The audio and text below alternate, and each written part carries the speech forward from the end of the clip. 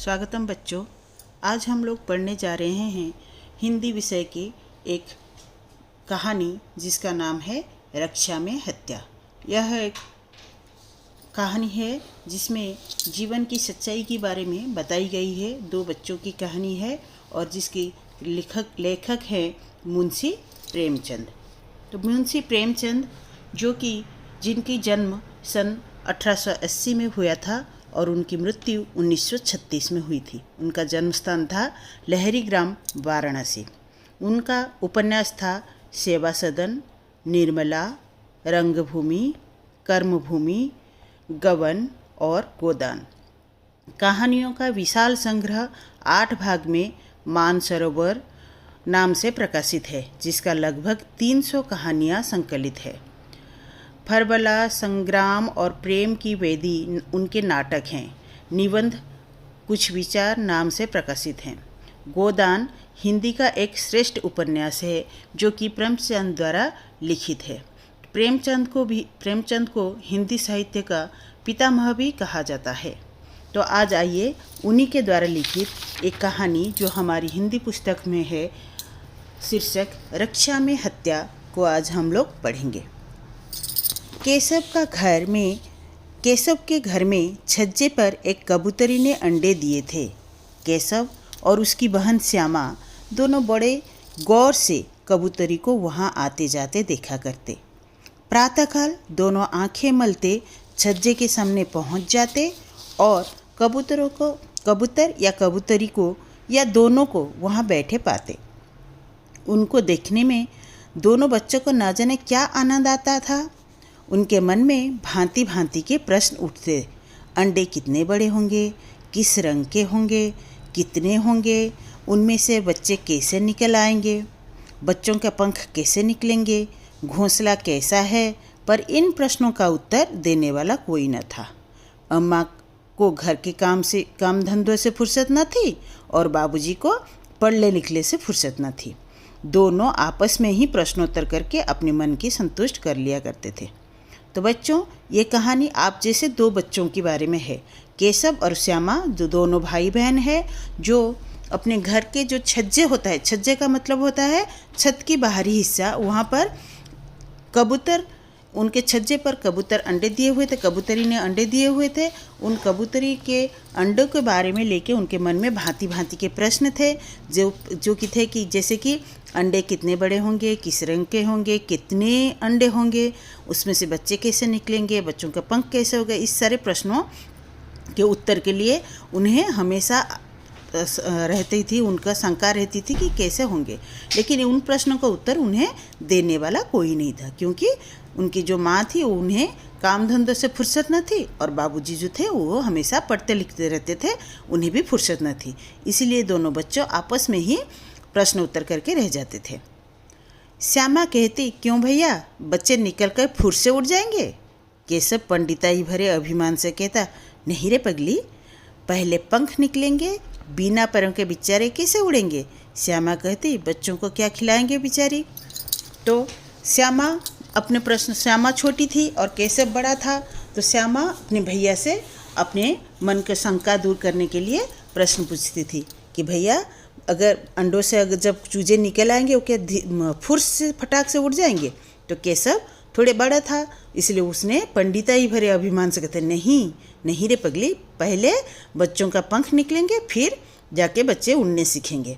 श्यामा कहती, बच्चों को क्या खिलाएगी, कबूतरी बच्चों को क्या खिलाएगी।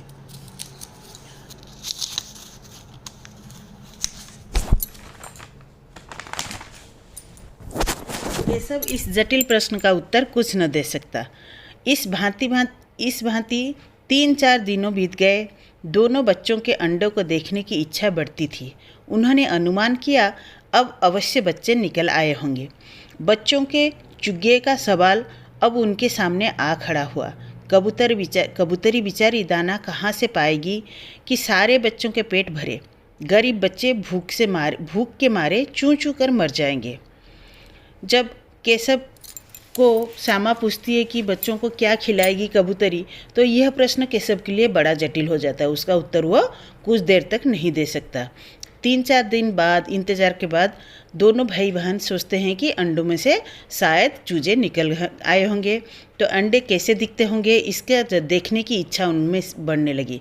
तो उन्होंने अभी उनके सामने और एक सवाल था, जो जब चूजे निकल आए होंगे तो उनके लिए दाना तो ज़रूरत पड़ेगी।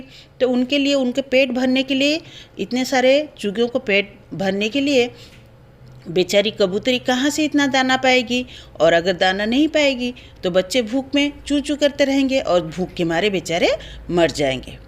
इस विपत्ति का कल्पना करते दोनों व्याकुल हो गए। दोनों ने निश्चय किया कि छज्जे पर थोड़ा सा दाना रख दिया जाए। श्यामा प्रसन्न होकर बोली, तब तो चिड़िया को चुग्गे के लिए कहीं उड़कर न जाना पड़ेगा। तो जब इस विपत्ति को कैसे टाला जाए, इसके लिए दोनों बच्चों ने एक तरकीब निकाला कि उसके छज्जे के ऊपर कुछ थोड़ा सा दाना रख दिया जाएगा, जिससे क्या होगा कि कबूतरी को और चुग्गे के लिए, चुग्गे का मतलब होता है दाना, दाना लेने के लिए बाहर जाने नहीं पड़ेगा। केशव ने कहा, तब क्यों जाएंगे? श्यामा ने फिर पूछा, क्यों भैया, बच्चों को धूप न लगती होगी? केशव ने ध्यान इस कष्ट की ओर न गया था। अवश्य कष्ट हो रहा होगा, बेचारे प्यास के मारे तड़पते होंगे। ऊपर कोई छाया भी नहीं है। जब श्यामा ने पूछा कि अगर खाना के तो इंतज़ाम हो गया, दाना का तो इंतज़ाम हो गया, अब ऊपर तो कोई छत नहीं है, छत के ऊपर अंडे पड़े हैं, वैसे ही अंडे हैं, तो उनको अगर धूप लगेगी तो क्या होगा? उनको तो ज़रूर कष्ट होगा। तो केशव ने कहा, हाँ, ये कष्ट तो ज़रूर होगा। भूख, उनको प्यास भी लगेगी, धूप अगर उनको ऊपर आएगी तो उनको प्यास भी लगेगी, प्यास से बेचारे तड़पेंगे। इसके लिए कोई छाया भी नहीं है। आखिर यह निश्चय हुआ कि घोंसले के ऊपर कपड़े के छत बना दिए जाएगी। पानी का प्याली और थोड़ा सा चावल रख देने का प्रस्ताव भी पास हुआ। फिर दोनों बच्चों ने यह निश्चय किया, क्या करेंगे कि घोंसले के ऊपर एक कपड़े का छत बना देंगे और पानी के एक प्याली में वहाँ पर थोड़ा से पानी देंगे और थोड़े से चावल रख देंगे, ताकि बच्चों को ना भूख लगेगी तो वो दाना खाएंगे, प्यास लगेगी तो पानी पिएंगे और धूप से बचने के लिए उनके लिए छत भी हो जाएगी। दोनों बच्चे बड़े उत्साह से काम करने लगे। श्यामा अम्मा जी का आँख बचाकर मटके से चावल निकल लाई। केशव ने पत्थर की प्याली का तेल चुपके से ज़मीन पर डाल दिया और खूब साफ करके उसमें पानी भरा। अब चांदनी के लिए कपड़ा कहाँ से लाएं? फिर ऊपर बिना तीलियों का कपड़ा ठहरेगा कैसे, और तीलियाँ खड़ी कैसे होंगी?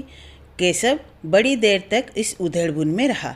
अंत में उसने यह समस्या भी हल कर ली। श्यामा से बोला, जाकर कूड़ा फेंकने वाली टोकरी ले आ, अम्मा जी को मत बताना। फिर दोनों बच्चे कबूतर और कबूतरों के लिए व्यवस्था करने लगे और चुग्गे, उनके जो बच्चे थे उनके लिए भी व्यवस्था करने लगे। दाना पानी का तो व्यवस्था हो गया। अब छाया कैसे किया जाए?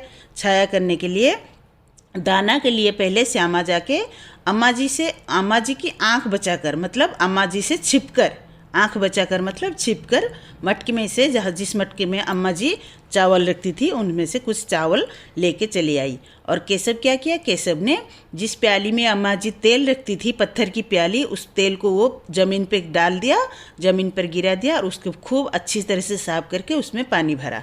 अब छत के लिए क्या किया जाए? कुछ देर सोचने के बाद, उधेड़बुन, यहाँ पर उधेड़बुन का अर्थ है सोचने के बाद, कुछ देर सोचने के बाद केशव ने एक तरकीब निकाली और श्यामा से कहा, जाकर जो टोकरी है जिसे कूड़ा फेंका जाता है, जिसमें कूड़ा डाल के अम्मा जी रखते हैं, वो कूड़ा फेंकने वाली टोकरी को उठा के लेकिन अम्मा जी को मत बताना।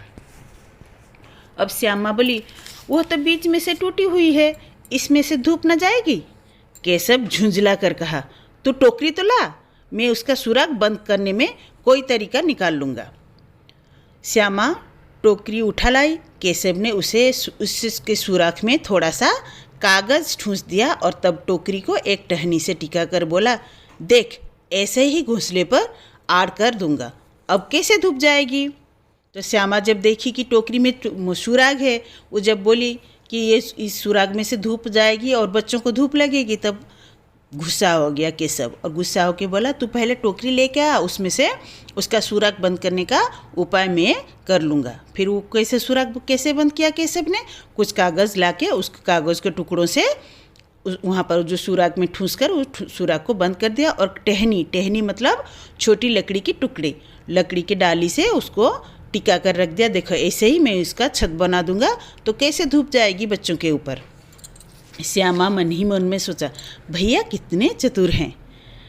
फिर ये सब व्यवस्था, ये सब करने की योजना तो हो गई। फिर क्या हुआ, गर्मी के दिन थे, बाबूजी दफ्तर गए हुए थे। माँ दोनों बच्चों को कमरे में सुलाकर खुद सो गई थी, पर बच्चों की आंखों में आज नींद कहाँ। अम्मा जी को बहकाने के लिए दोनों दम साधे आंखें बंद किए मौके का इंतज़ार कर रहे थे। ज्यों ही मालूम हुआ कि अम्मा जी अच्छी तरह सो गई, दोनों बच्चे चुपके से उठे और बहुत धीरे से द्वार की खिड़की सिटकनी खोलकर बाहर निकल आए। अंडों की रक्षा करने की तैयारियां होने लगी। गर्मी के दिन थे, धूप के दिन थे। जब मई के महीना रहता है, अप्रैल और मई के महीने गर्मी के दिन होते हैं, उस समय दोपहर में बहुत चिलचिलाती धूप होती है। बाबूजी दफ्तर गए हुए थे और अम्मा जी दोनों बच्चों को कमरे में सुलाकर खुद सो गई थी। पर बच्चों का आंखों में आज नींद नहीं थी, क्योंकि उन्हें तो कुछ और करना था। अम्मा जी को बहलाने के लिए या फिर उनको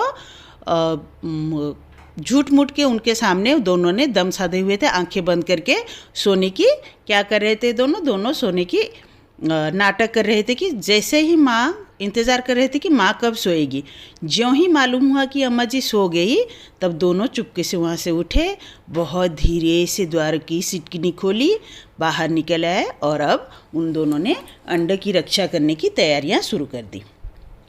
केशव कमरे से एक स्टूल उठा लाया, पर जब उससे काम न चला तो नहाने की चौकी लाकर स्टूल के नीचे रख दी और डरते डरते स्टूल पर चढ़ा।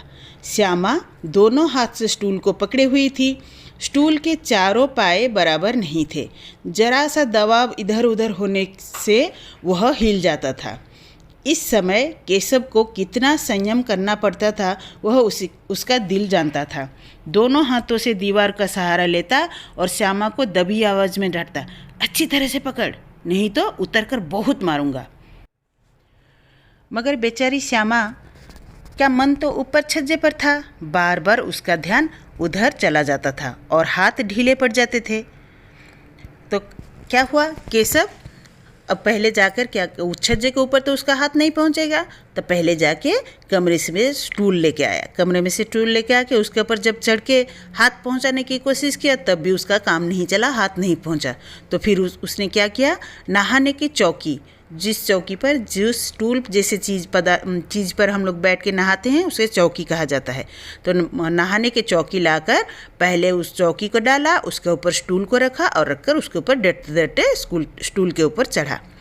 श्यामा दोनों हाथों से स्टूल को पकड़े हुए थे। स्टूल के चारों पाँव बराबर नहीं थे।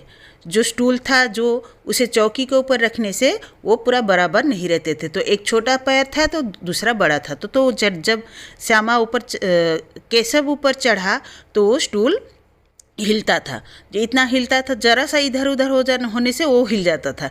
इस समय केशव जब हिल जाता था, केशव को बहुत डर लगता था, उसे बहुत संयम करना पड़ता था। वो इसलिए क्या करता था, तो श्यामा को डांट रहा था कि धीरे से अच्छे से तरह से पकड़ो, अगर मैं यहाँ से गिरा या फिर स्टूल हिला तो मैं उतर कर तुमको बहुत मारूंगा।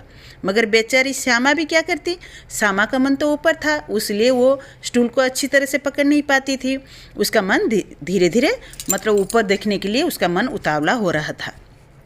फिर केशव ने ज्यों ही दीवार के बढ़े हुए छज्जे के ऊपर हाथ रखा, दोनों कबूतर उड़ गए। केशव ने देखा कि छज्जे पर थोड़े से तिनके बिछे हुए थे और उस पर अंडे पड़े थे। जैसे ही घोंसले पर पड़े, उसने पेड़ों पर देखे थे, यहाँ ऐसा कोई घोंसला नहीं था। तो केशव धीरे धीरे जैसे तैसे कोशिश करके छज्जे तक उसका हाथ पहुँचा। जैसे ही वो हाथ छज्जे पर रखा, वहाँ पर दोनों कबूतर उस हाथ को देखकर वहाँ से उड़कर चले गए। केशव ने देखा कि छज्जे पर थोड़े से तिनके बिछे हुए थे। तिनके मतलब क्या, छोटी छोटी लकड़ियों का टुकड़ा जो होता है या फिर बांस के टुकड़े जो होते हैं छोटे छोटे, वो थोड़े से गिरे हुए थे और उस पर अंडे पड़े थे। जैसे हम लोग देखते हैं पेड़ पर जो घोंसले होते हैं, घोंसला बनाकर उसके अंदर चिड़िया अंडे देती है, वैसा कोई घोंसला छज्जे पर नहीं था। तो आज बच्चों यहाँ तक ही हम लोग पढ़ेंगे। इसके बाद इसमें से जो शब्द है, जो कठिन शब्द है, इसके बारे में मैं बता दे रही हूँ, उसे आप लोग अपनी कॉपी में लिख लीजिएगा। तो कुछ कठिन शब्द क्या है? पहला जो शब्द है वो है छज्जा। छज्जा का मतलब होता है छत का बाहरी हिस्सा, जो छत से थोड़ा बाहर निकले हुआ रहता है, उसे हम छज्जा कहते हैं। फिर दूसरा शब्द है गौर। गौर का मतलब ध्यान से। जटिल का मतलब होता है कठिन। तड़पना मतलब छटपटाना या फिर कष्ट पाना। तीलियाँ का मतलब छोटे छोटे लकड़ी के टुकड़े या फिर बांस के पतले टुकड़े। उधेड़बुन का मतलब होता है सोच में। सुराख का मतलब है छेद। बहकना मतलब भटकाना। ये सारे इस विषय के कठिन शब्द थे। तो बच्चों, आज के लिए इतना ही। जो गृह कार्य है वो मैं आप सबको व्हाट्सएप में भेज दूँगी। धन्यवाद।